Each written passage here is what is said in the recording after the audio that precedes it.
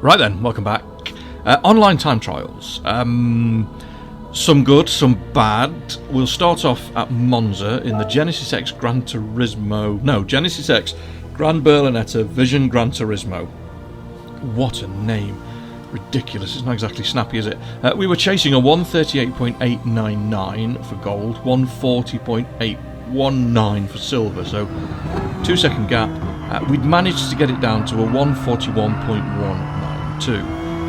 I did not get on with this car. I do not get on with this car. It's way too stiff, it's way too wide. The back tyres are ridiculously way too wide. My father would have referred to them as it's got tyres like a steamroller. So anyone under the age of 25 probably won't understand that reference. But anyway, we managed, by hook or by crook, to then go again and chop it down to a 40.638. Now at this point I was like, it's silver, like I'm gonna be happy with it, I just need to leave it, I'm not enjoying it, but my OCD just would not allow me to leave it alone. So we went again. I was struggling with the brakes, I was struggling getting on the gas, I ended up using a click of traction. I just did not enjoy it. I don't fully understand where all the cuts are on the track. I find it a little bit, what's the word? I don't know. A little bit tedious going to that level. And I don't expect to be in the top 5, 6, 8, 10, 15,000 in the world. But I do believe that the gold medal should be accessible for everyone with a reasonable amount of skill. I don't think that they should be out of reach. A la Ride 5, the leaderboards, if you put the time in, etc, you will end up with a reasonable place on the leaderboards. I'm not a noob, I'm not someone who doesn't have a reasonable amount of skill and talent at getting a digital car around a digital track using singular input devices and setting reasonable times, but some of these gold medal times are just ridiculous. Absolutely ridiculous. But we went again and we ended up on a 39.927. Now that's what, 1.1 seconds away from the goal. Was it a 38.8 or a 38.9? I can't remember. But we ended up on a 39.927. My fastest optimal lap was a 39.0. So if I could have strung all the bits together,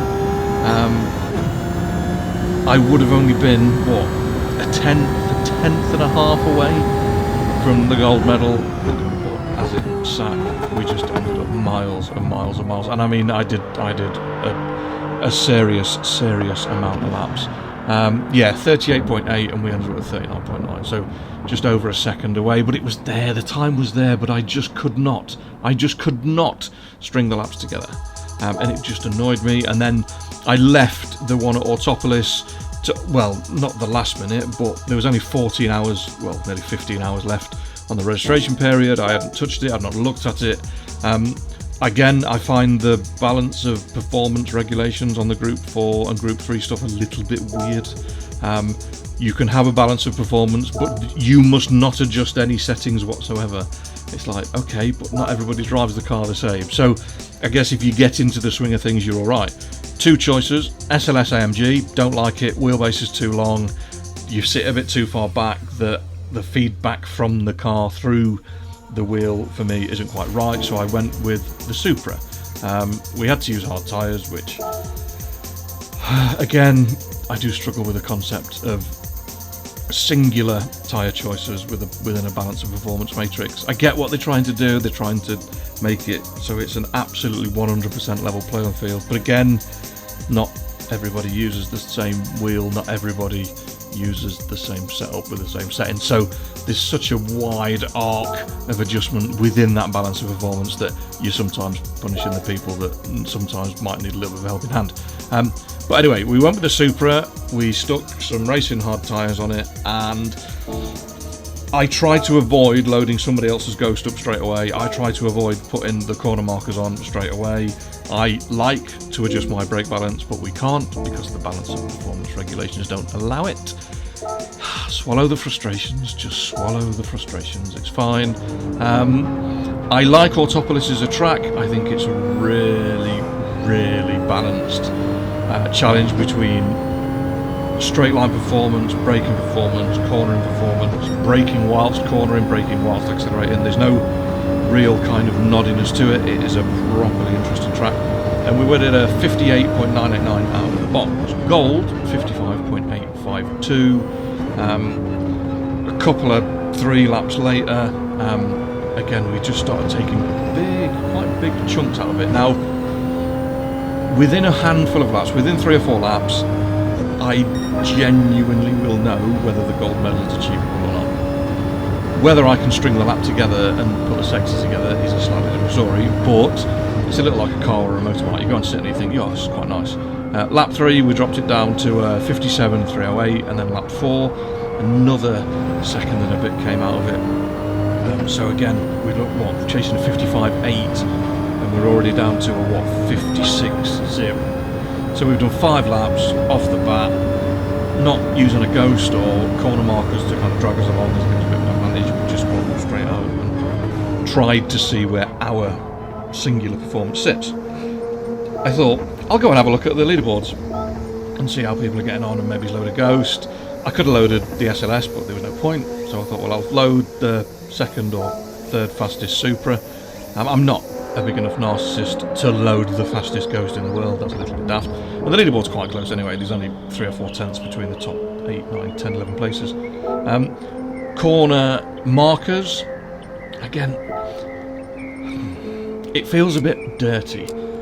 I grew up in a world where assists were frowned upon very much. Thou shalt not use the racing line. Thou shalt not use ABS. Thou shalt not use traction control. And now I have a completely different attitude towards it. Use whatever you need to make the game as enjoyable and accessible for you as you possibly can.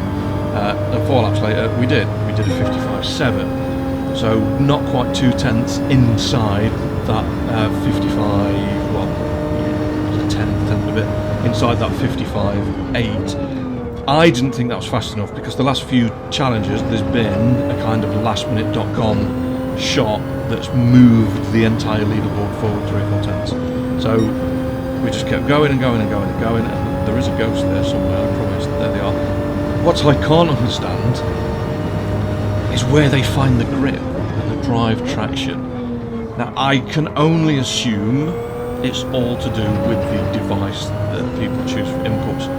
I don't go on the forums, I don't do this and that and the other. I'm very much a singular being that exists and does what they want to do without too much direction from other people. The little bit of reading that I have done leads me to believe that the wheel and pedal setup that you use can have quite a large influence on the amount of time you can gain in a lap. So I use a Logitech G29. Why? Well, it's cheap and it does what it needs to do, and I'm not prepared to sink any more money into it than that. There are other devices, I understand that, but I would like a Fanatec, but I don't have £1,500 for said Fanatec, and it's cell-loaded brake and accelerator pedals and whatever other devices that they have on them. They're very, very pretty things. I like it. In fact, they've just launched a new GT wheel, which I immediately went and looked at. I thought, oh, that's lovely. Yeah, for £1,400. Absolutely not. That's a full titanium exhaust system for a motorbike, and I know where I'd rather put that money, and it is not in a steering wheel for the PS5. But anyway, we went again, and it was kind of admitting that I'm not quick enough to get the gold medal, so I'm going to use the Ghost as my marker, kind of a rabbit and dog situation. Let the dog see the rabbit, blah blah blah, and off we go. And that's what I tried to do. I could not believe how much time they pulled in that last sector. It must be the feedback going through the steering wheel. But anyway, we ended up on a 55.292, which is a good, like almost 5/10, half a second underneath the gold medal. So I was quite happy with that, and I thought we'll leave it, it's done, it's a quick lap. I don't think anyone's going to take another half second out of that. I'm willing to bet that that is a pretty safe time with, what, 14 hours left on the leaderboard. And it was, as it turned out, we did get the gold medal. I cashed it in earlier on today, and I was very happy with my 2 million credits that I got. 10,000th, which again, the highest we've been was the one at Fuji. We ended up something like 3600th in the world, 3,600, something like that. But that was quite a difficult time, and I put a lot. I put hundreds and hundreds of laps into that. But yeah, where they're finding 2.8 seconds. Where is there 2.8 seconds on that track in a balance of performance car? It blows my mind. I'm not saying it's not possible, that's not what I'm saying. What I'm saying is, oh my god, that's on a different planet. Absolutely different planet. But anyway, enough ranting from me.